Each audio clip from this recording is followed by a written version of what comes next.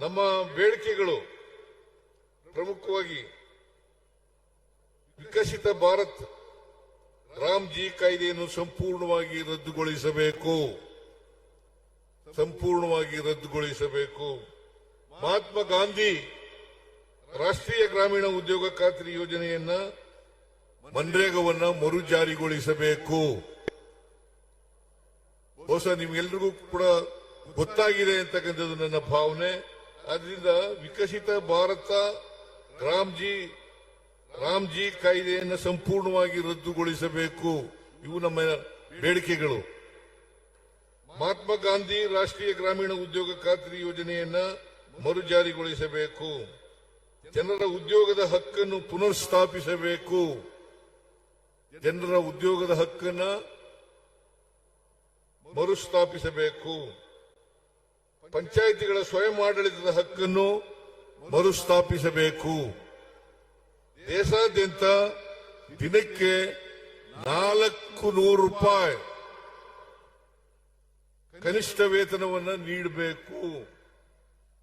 ಇದು ನಮ್ಮ ಬೇಡಿಕೆಗಳು.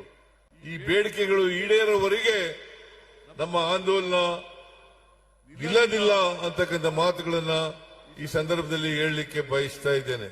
ಹೇಗೆ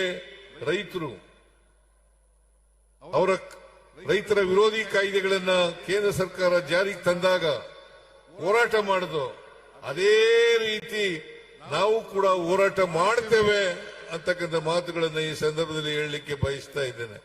ಅದರಿಂದ ಮನ್ರೇಗಾ ಪುನಃಸ್ಥಾಪನೆ ಆಗಬೇಕು. ಅದು ಆಗೋವರೆಗೂ ಕೂಡ ನಮ್ಮ ಹೋರಾಟ ನಿಲ್ಲದಿಲ್ಲ. ನೀವೆಲ್ಲರೂ ಕೂಡ ತಯಾರಾಗಿದ್ದೀರಾ ನೀವೆಲ್ಲರೂ?